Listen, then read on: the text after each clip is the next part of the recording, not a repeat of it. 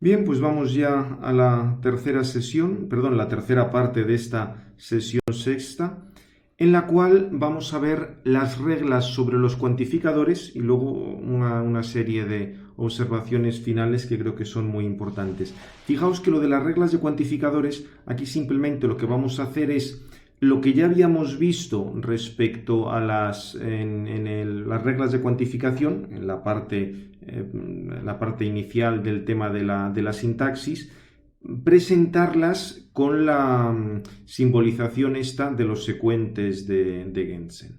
En realidad son cosas que ya hemos visto antes, solo que aquí las vais a ver con esta otra terminología, pero en realidad es lo mismo. Acordaos, la eliminación del cuantificador universal sería la que corresponde al principio de ejemplificación universal.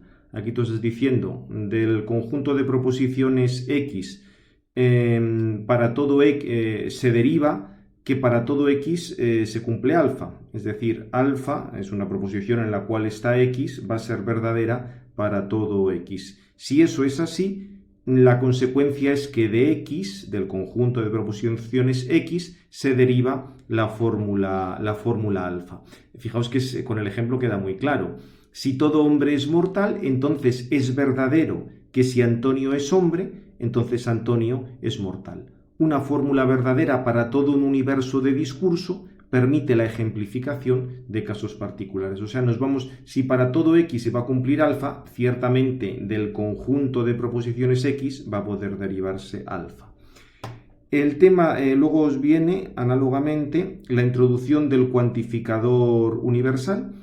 Si del conjunto de proposiciones X se deriva alfa, del conjunto de proposiciones X se deriva que para todo X, o sea, se cumple alfa para todo X, bajo la condición de que X no sea libre en el conjunto de proposiciones X, o sea, que aquí no te encuentres dentro de este conjunto de fórmulas una en la que esté libre, porque estamos jugando aquí siempre con las variables vinculadas.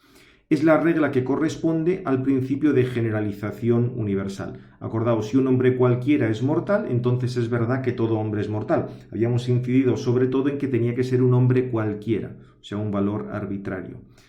El cuantificador existencial, acordaos que esta es paralela a esta, introducción del cuantificador universal, introducción del cuantificador existencial y corresponde a la ejemplificación existencial. Si de X es derivable alfa, entonces de X es derivable que existe un alfa en el que se cumple X. Aquí de nuevo el ejemplo. Si existen hombres viciosos, entonces es verdadero, por ejemplo, Antonio es hombre y es vicioso. O sea, nos vamos a encontrar, va a existir un caso. Bien, ya digo que esto no tiene... Perdón, que aquí lo ha puesto al revés, es esta. Lo del ejemplo cartesiano. Si Antonio piensa, es verdadero que existe algo que piensa. Si se cumple esta proposición, de aquí puedes sacar la existencia de una proposición en la cual se cumple. Aquí disculpad, me he liado de una con otra. Y el cuantificador, la introducción del cuantificador existencial. Si de X unión alfa se sigue beta, del conjunto de proposiciones X unión existe un X en el cual se cumple alfa, de ahí se deriva beta. Y esto aquí lo compara al principio de ejemplificación existencial, aquí sí. Si existen hombres viciosos, entonces es verdadero, por ejemplo, Antonio es hombre y Antonio es vicioso. O sea, aquí existen hombres viciosos, entonces es verdadero, va a haber al menos un caso en el cual exista, digamos, Antonio va a ser hombre y va a ser vicioso. Existe al menos un caso en el que se va a derivar beta. Es decir, si de X unión alfa se va a derivar beta, de X unión al menos un alfa que cumpla X, se va a derivar beta. Bien, aquí repito con algunas de las indicaciones sobre el hecho de no mantener las variables libres porque estamos siempre con la cuantificación. Aquí lo que pasa, acordaos, nos lía un poco porque estamos empleando la misma palabra X mayúscula para el conjunto de fórmulas y aquí X se está refiriendo a la variable, pero bien, esto podéis comparar una cosa con otra y no tiene mayor dificultad. Vamos a cerrar esto para que haya más espacio. Aumentamos esto. Vale. Viene luego el tema de las transformaciones de Morgan, que es debido a lo que ya dijimos, que en la lógica clásica es dual, unos cuantificadores se pueden transformar en otros. Es decir, aquí están las reglas de cómo pasas del cuantificador universal al cuantificador existencial y aquí cómo pasas del cuantificador existencial al cuantificador universal, siempre con las derivaciones. Para todo x alfa, de ahí se deriva, no existe un x tal que no se cumpla alfa. Y así, digamos, así tenéis todas las transformaciones. Es cuestión de irlo viendo, pero atención, lo que os indica aquí. Si bien estas fórmulas son todas ellas demostrables en el cálculo de secuentes clásico, no lo son en los cálculos que asumen la negación intuicionista o la negación mínima que vimos en el apartado anterior. Acordaos que antes hablamos de varios tipos de negaciones, volveremos al final de esta clase a ese tema, porque, como se indica aquí, el motivo es que los cuantificadores tienen que ver con dos pasos conceptuales delicados. El primero es la generalización. A partir de la verificación o no de una propiedad en un particular, resulta indebido, no constructivo, el paso al para todos. El segundo es la ejemplificación particular. No está dicho que se llegue a mostrar, establecer o encontrar un contraejemplo concreto, o por dualidad, encontrar uno que no exista. Acordaos que que solo cuando estamos en la dualidad perfecta tenemos, o sea, uno excluye el otro, tenemos las leyes de Morgan con estas equivalencias y eso es lo que salía sobre todo en la negación intuicionista o mínima. Simplificando muchísimo, acordaos lo que habíamos dicho. Cuando estás en la negación clásica, cuando estás en el cálculo clásico, la negación de la negación es la afirmación. Cuando estás en el cálculo mínimo o en el cálculo intuicionista, no. Y por tanto estas transformaciones no van a valer si no vale la negación clásica. Bien, tampoco de todos modos esto es una cosa que ahora nos interesa mucho, sobre todo porque con los ejemplos lo vais a entender muy bien. Fijaos que ahora vamos a ver cómo se puede expresar este tema de los cuantificadores con el cuadrado aristotélico que contrapone la proposición universal afirmativa, universal negativa, particular afirmativa o particular negativa. Fijaos que para decir todos los hombres corren, se puede decir para todo x, x cumple ser hombre y x cumple correr. O ningún hombre corre, para todo x, x cumple ser hombre y eso implica que x cumple no correr. Con lo cual estás diciendo que ningún hombre corre. La particular afirmativa existe al menos un x, tal que x cumple ser hombre y a la vez x cumple correr. Y la particular negativa existe al menos un x, tal que x cumple ser hombre y x cumple no correr. Y lógicamente se puede poner igual que hacía Aristóteles con el cuadrado. Acordaos, la universal afirmativa es contraria a la universal negativa, pero para hablar de contradictorias hay que hablar la universal afirmativa es contradictoria con la particular negativa y estas dos nunca pueden darse a la vez. Claro, si tú dices todos los hombres corren, no puede ser que algún hombre no corra. Evidentemente la A y la O a la vez no pueden darse y lo mismo la E y la I. Si dices ningún hombre corre, no puedes decir algún hombre corre. E I son contradictorias. Estas no pueden darse a la vez. Mientras que sí podrían darse las subcontrarias. Algún hombre corre y algún hombre no corre. Pueden ser verdaderas a la vez. Y las subalternas, si dices todos los hombres corren, es verdadero que algún hombre corre. Digamos que esta está contenida en esta. Y lo mismo en las negativas. Si tú dices ningún hombre corre, también de ahí sacas que al menos algún hombre no corre. Bien.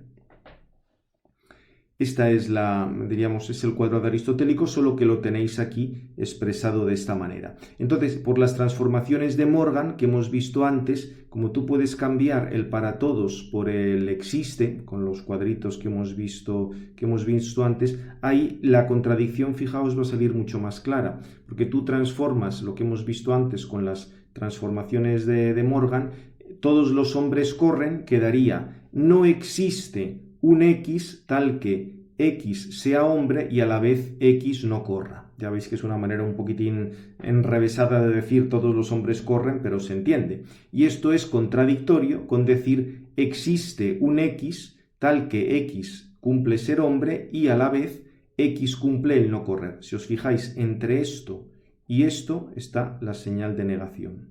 Delante del existe y aquí no hay, con lo cual se ve perfectamente que son contradictorias. Y lo mismo y también, en cambio, estas son subcontrarias, pueden ser las dos a la vez, etc. Y lo mismo si en lugar de utilizar el cuantificador existencial, utilizamos el cuantificador universal. De nuevo, utilizando las transformaciones de Morgan, hemos pasado estas de abajo al cuantificador universal. Y aquí de nuevo se ve perfectamente el signo de no, como esta es la negación exacta de esta y esta es la negación exacta de esta. Bien. También luego tenemos lo referente a la propiedad distributiva, que tenéis aquí esta tabla sobre cómo plantear la propiedad distributiva dentro de los cuantificadores en el formalismo de los secuentes de Gensen. Dice, por ejemplo, el para todos con la conjunción. Si para todo x, alfa y beta, de ahí se deriva que para todo x alfa y para todo x beta. Con el existe lo mismo. Sin embargo, puesto de la otra manera, se va a derivar, digamos, del para todo x alfa y para todo x beta, se va a derivar para todo x a la vez alfa y beta. Pero no va a suceder de la otra manera. Aquí esto tiene que ver con la cuestión de los diversos valores de verdad que tomaba la conjunción y la disyunción. Se pueden buscar ejemplos o contraejemplos para cualquier cosa de estas, pero repito, dejamos simplemente esta tabla y no le damos más vueltas. Fijaos que con la disyunción sucede lo contrario. En el caso del cuantificador existencial, tú puedes poner la distribución sea en el antecedente, sea en el consecuente, mientras que para el cuantificador universal no. Solo si has distribuido en el antecedente, queda, por así decir, como el factor común de distribución en el consecuente. Mientras que aquí no se puede hacer lo contrario. Y con la implicación aparecen aquí los diversos casos. En el primer caso solo puedes pasar de lo no distribuido a lo distribuido y en el existencial es al revés, pasas de lo distribuido a lo no distribuido. Bien, repito, esto podríamos ir buscando un montón de ejemplillos o cosas, pero es que si no, no avanzamos absolutamente nada. Vamos a pasar ahora, que esto sí me interesa muchísimo, las observaciones que hay aquí. Tanto observaciones sobre las derivaciones como observaciones sobre la negación y observaciones sobre el tercero excluido. Vamos a ver, fijaos, ¿cómo hemos llevado a cabo las derivaciones de las reglas derivables? O sea, aquí sería un poco repasar lo que hemos hecho hasta ahora. Como siempre, hemos asumido la hipótesis del secuente fórmula como verdadera y a partir de una hipótesis hemos trabajado. Y además, a esa hipótesis se añade la asunción de uno o de más axiomas, o sea, axiomas, principios, que ellos también son verdaderos y cuya introducción ofrece legítimamente a la demostración nuevos elementos con los que trabajar. Si recordáis, por ejemplo, en cualquiera de las reglas derivables, por ejemplo, en la del refuerzo de las premisas, habíamos partido de una hipótesis y decíamos que de esta hipótesis se podía llegar a esto. Acordaos que en la derivación poníamos siempre hipótesis, el punto de partida, y añadíamos luego un axioma, una regla cero premisas, trabajábamos con esto a partir de las reglas primitivas y llegábamos a la conclusión. Eso es lo que hemos venido haciendo. Dice que, bueno, con los axiomas íbamos introduciendo nuevos elementos. Y por elementos entendemos símbolos para fórmulas atómicas, mientras los símbolos de los diversos conectivos lógicos se añaden con las reglas que hemos visto, lo de la introducción de la conjunción, la introducción de la disyunción, etc. Y así estos elementos son nuevos solo para ese nivel de la demostración, porque en general todos los elementos en número finito de una demostración y todos los elementos de la fórmula secuente que hay que demostrar derivan y deben derivar precisamente de un cierto número de asunciones de partida tipo axiomas. Puede darse más asunciones de partida, aunque son inútiles para la demostración, pero nunca menos axiomas de los necesarios para justificar la presencia de un cierto símbolo introducido en un determinado nivel de la derivación, que no se pueda reconducir a una asunción a cero premisas. Es decir, en cualquier regla de estas, por ejemplo, en esta regla de I, has utilizado la regla de 2, pero la regla de 2 a su vez dependía del axioma 1 y del axioma 3. Hay otro axioma n, pero ese axioma n a ti no te ha hecho falta para la regla de 1. Por eso dice que hay otros axiomas que de hecho no hemos utilizado. O sea, nosotros fijamos, hemos utilizado axiomas y luego hemos utilizado también unas hipótesis. Lo que pasa es que esas hipótesis a su vez se podían hacer remontar a otros axiomas. Lo que pasa es que esto si no sería eterno. Como dice aquí, si recorremos todo el árbol desde abajo hacia arriba, tenemos que la fórmula phi se ha obtenido mediante un número finito de pasos en los cuales se han aplicado las reglas de 1, de 2, de 3 hasta de n, las cuales a su vez se pueden obtener por un camino que las reconduce a los axiomas, axioma 1, axioma 2, axioma 3, etc., axioma n. Con lo cual todos los símbolos para fórmulas que están presentes en la fórmula phi derivan de los axiomas. Como dice también con frecuencia en las demostraciones, puesto que usamos reglas ya construidas, por ejemplo, las reglas en el nivel D, que el ejemplo que os he puesto antes de 1, damos por descontada su demostración y por ello no nos ocupamos cada vez de recorrer todo el árbol en todas sus ramas hasta las hojas con los axiomas, claro, porque si no esto sería larguísimo.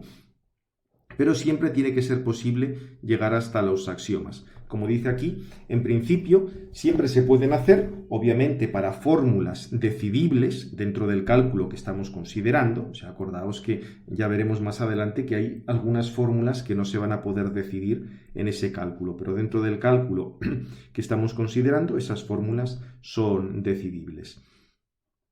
Fijaos, por ejemplo, dice, pongamos un ejemplo sencillo tomado de entre las reglas que hemos presentado más arriba. La que os comentaba antes, la regla del refuerzo de las premisas. Hemos partido de esta hipótesis y luego hemos impuesto este axioma. De alfa es derivable alfa. Hemos introducido la conjunción al hacer la unión de uno con otro y luego de aquí se habría derivado de x unión alfa es derivable beta y alfa y luego hemos aplicado la eliminación de la conjunción en el consecuente y hemos llegado a esto. Acordaos que esto lo vimos en la clase anterior. Lo que pasa es que para esto, como os dice aquí, hemos asumido como hipótesis verdadera el secuente del conjunto de proposiciones x mayúscula es derivable beta. A esto hemos añadido un axioma y hemos aplicado dos reglas sobre la conjunción. Como se ve, el axioma no altera el valor de verdad de la demostración. En este caso es precisamente una añadidura superflua para la demostración de beta. O sea, lo hemos utilizado, ha sido invocado porque en la fórmula inicial de x unión alfa es derivable beta aparece la variable alfa, que no estaba presente en la hipótesis inicial y por eso lo hemos tenido que meter mediante un axioma.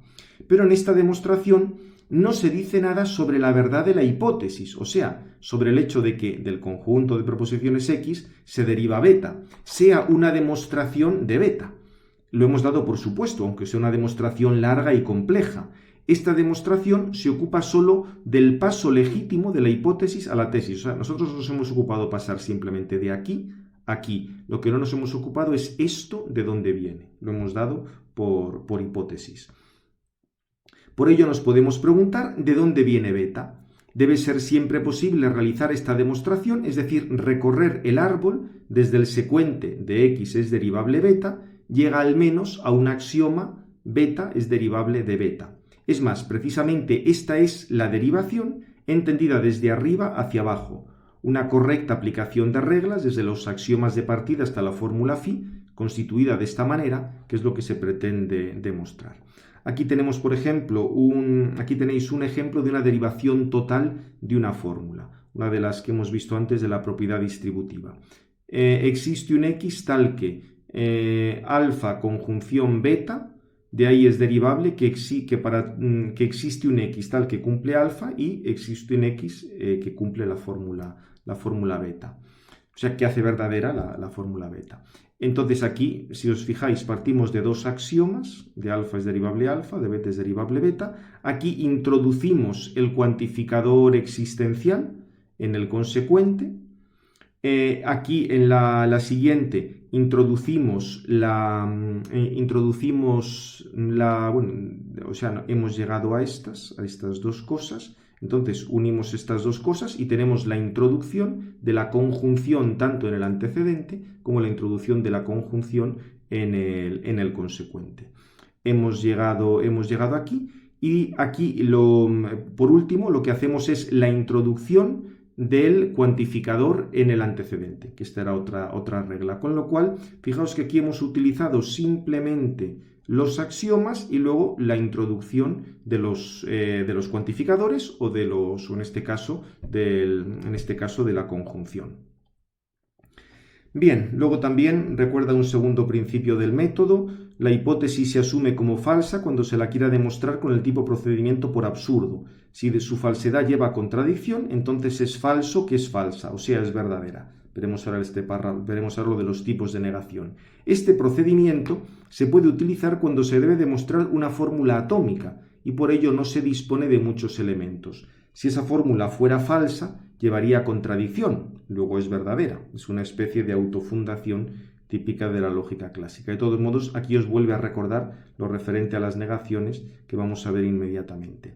Acordaos el tema de la negación, que tenemos tres negaciones: la negación clásica, la negación mínima y la negación intuicionista. Acordaos, cuando de un conjunto de premisas y otro conjunto de premisas, si están unidas a una fórmula que te va a dar una contradicción, porque aquí unido la negación de alfa te da beta y unido la negación de alfa te da no beta, es decir, la negación de esta fórmula da una contradicción, lo que hacíamos era que esa fórmula venía afirmada. Por tanto, de la unión X y de la unión Y llegábamos a alfa. Esa era la negación clásica. La negación mínima, acordaos, era parecido a esto, pero la conclusión era distinta. Si una fórmula lleva a contradicción, lo que se hace es que se niega esa fórmula. Y en la intuicionista, si del conjunto de premisas, de fórmulas X se llega a alfa, el conjunto de fórmulas Y se llega a no alfa, de la unión de ambos puede salir absolutamente cualquier cosa. Aquí, recordad esto, lo habíamos visto. Ante todo, importante, tanto la negación mínima, la negación intuicionista como la negación mínima son derivables en P y por tanto en C. Esto quiere decir que C es una extensión de ambas, o sea, la negación clásica va a ser una extensión de las otras. Digamos, o sea que con I y con J, las negaciones mínimas intuicionistas, estamos reduciendo lo que es el cálculo clásico de predicados. Por eso dice, los cálculos intuicionista y minimal están restringidos, están reducidos respecto a las posibilidades del cálculo clásico. O sea, por así decir, el cálculo intuicionista o el cálculo minimal es más exigente. No permite hacer cosas que permite hacer el cálculo clásico. Y aquí os lo explica un poquitín. Recuerda, según la negación clásica, si un conjunto de premisas que incluye una forma negada lleva a contradicción, esto es condición suficiente para que la fórmula se pueda afirmar. En cambio, en la mínima presenta el punto de vista inverso. Si un conjunto de premisas que incluye una fórmula lleva a contradicción, esto es condición suficiente para que la fórmula se pueda negar. Diríamos que en la negación clásica se quita o se descarta la negación de alfa en la conclusión, que por tanto llega a ser alfa. Mientras que en la negación mínima se añade la negación a alfa en la conclusión. Por tanto, llegaríamos no alfa. Y recuerda aquí, esto es importante, hay una diferencia entre negar una premisa que lleva a contradicción respecto a afirmarla porque su supuesta negación, con frecuencia supuesta negación, lleva a contradicción. Es una diferencia sutil, pero que nos lleva más allá del planteamiento clásico de la lógica, porque en la lógica clásica, acordaos, hemos visto, lo fundamental es la bivalencia, o verdadero o falso, afirmación y negación, demostración y derivación. Todo está absolutamente determinado. Nada en el lenguaje queda sin valor o queda incierto. Por tanto, si vas a tener, como vamos a ver más tarde, la negación de la negación, tienes que tener la afirmación. Mientras que en otros planteamientos, que sean más cautos o más constructivos, se plantea el problema de si negar alfa es lo mismo que afirmar no alfa, o si negar no alfa es automáticamente lo mismo que afirmar alfa. Claro, son cosas distintas, porque afirmar significa en el cálculo derivar de manera efectiva la fórmula mediante la aplicación de reglas. Entonces, claro, negar una fórmula equivale inmediatamente a derivar su contraria. Esto es, equivale a poder ofrecer efectivamente una demostración de la misma. Y aquí es donde entra lo que decía del cálculo clásico y la doble negación. La negación de la negación equivale a la afirmación. Hemos visto que en el cálculo clásico sí. En el cálculo clásico, si de X, del conjunto de premisas que es derivable la negación de alfa, del conjunto de premisas X, es derivable alfa. Con lo cual, digamos, la negación de alfa te equivale a alfa.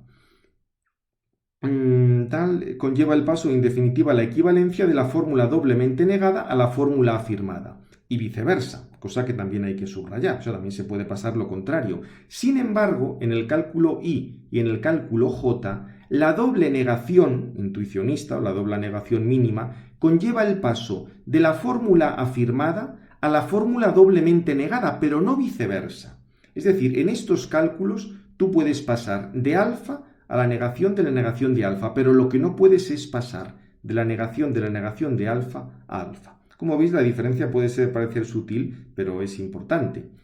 Dice, se demuestra haciendo uso de la regla J, la regla mínima que niega las premisas. O sea, tú puedes pasar de que de X es derivable alfa, refuerzas las premisas, añades, acordaos, se puede añadir siempre cualquier cosa en el antecedente, esto lo pones como axioma, de negación alfa es derivable negación alfa, y de estas dos, aplicando la negación mínima, pasas a que de X es derivable la negación de alfa. Es decir, si de X es derivable alfa, de X es derivable la negación de alfa. Si la negación de alfa lleva a contradicción, entonces se la niega. No se afirma su contradictoria, como sucede en cambio en el cálculo clásico. En una discusión mediante la negación minimal, se puede llegar a confutar la posición del adversario que niega la hipótesis de partida, pero no se puede demostrar esa hipótesis. Fijaos que esto en teología es importantísimo, porque tú puedes negar la posición del adversario, por ejemplo, contra la Trinidad, pero el que tú niegues la posición del adversario contra la Trinidad no quiere decir que tú hayas demostrado la Trinidad. Es imposible demostrar la Trinidad, pero lo que sí puedes es negar lo que te dice el adversario. Por eso ya os comentaba que para la teología nos hace falta un cálculo que no sea el cálculo clásico, sino uno más parecido a los otros. Bien, dejamos esto de la autofundación y la autocontradicción, lo podéis leer. Simplemente terminamos ya brevísimamente con lo del intuicionismo y el tercero excluido.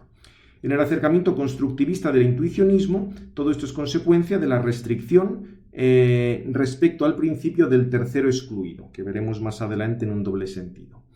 En el sentido de que la fórmula alfa o no alfa no es válida de manera genérica y absoluta.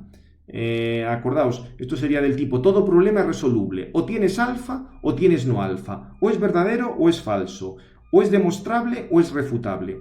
En un planteamiento intuicionista, es decir, si tú utilizas la negación intuicionista que hemos visto antes, se debe poder demostrar o construir una demostración de una o de la otra fórmula, o disyuntivo, que se deriva alfa o bien se deriva no alfa, y de la una y de la otra tienes que poder dar la demostración, mientras que en un planteamiento clásico, con que tengas una, como la negación de la otra equivale a esa una, basta que tengas una. Aquí no, aquí tienes que tener la demostración de una y la demostración de otra. Y acordaos lo que decía, esto de que el principio de tercero excluido no es válido de manera universal. Acordaos del ejemplo que os repetí que veremos continuamente. Para Aristóteles, el tercero excluido no es válido cuando tú hablas de proposiciones contingentes de futuro, porque si no tendrías el determinismo. Y por otra parte dice, no se está negando el tercero excluido, esto es, no se está diciendo que es verdadera su negación. O sea, nosotros no decimos que sea verdad la negación de alfa o no alfa. El tercero excluido permanece no contradictorio. El punto anterior es que el carácter no contradictorio no es suficiente para la verdad y la existencia de alfa. O sea, no basta que alfa sea no contradictoria para que exista. Ese es el punto de partida. Como hemos visto por la demostración de la doble negación intuicionista, demostrar la negación de la negación de alfa no significa mostrar la negación significa mostrar que toda posible demostración a partir de la negación de alfa lleva contradicción, pero puesto que toda demostración de no alfa puesto que toda demostración de no alfa es asumir y mostrar que alfa lleva contradicción, entonces la doble negación dice, no se puede demostrar que alfa es indemostrable, o sea, que lleve al absurdo. Pero claro, el que tú no puedas demostrar que alfa sea indemostrable, dice, esto no es obviamente una demostración que vuelve para afirmar y demostrar alfa. Alfa permanece no contradictorio, pero que exista efectivamente una demostración suya es algo que habrá que buscar por otro camino. O sea, repito, esto es simplemente dar vueltas a lo que hemos visto antes en símbolos. En la doble negación, intuicionista, tú de que alfa sea derivable de x, puedes sacar que la negación de alfa es derivable de x, pero de esta otra no puedes pasar a la afirmación de alfa. Para esto nos hará falta una demostración propia de alfa. Bien, y luego comenta, la negación intuicionista desarrolla todavía más a fondo las consecuencias, definiéndose de tal manera que no salva las premisas como en el cálculo clásico. Si un sistema lleva contradicción, entonces se puede derivar cualquier fórmula. Acordaos lo que habíamos visto antes, es contradictorio, sequitur quod libet. Como nota con razón Galván, todas las lógicas y por extensión los sistemas de pensamiento, ontologías metafísicas dialécticas que admiten la contradicción como momento de la dialéctica deben negar esta regla, so pena de una completa banalización. Esto quiere decir que deben defender su consistencia interna no permitiendo derivar cualquier cosa o proposición o conclusión a partir de la contradicción admitida, porque repito, si tú de la contradicción puedes admitir cualquier cosa, entonces ya el sistema no te sirve para nada, porque puedes decirlo todo. Si dices todo es lo mismo que no decir nada. Entonces te hace falta alguna manera para limitar las cosas que de ahí se puedan ir sacando. Aquí remite esta obra de Galván, que es muy interesante, sobre las contradicciones. Bien, lo dejamos, ya sé que la cosa es bastante compleja, podéis leerlo, darle unas cuantas vueltas, pero creo que las ideas de fondo están claras. Lo dejamos aquí. Gloria al Padre, al Hijo y al Espíritu Santo, como era en el principio, ahora y siempre, por los siglos de los siglos. Amén. Sagrado Corazón de Jesús, en vos confío.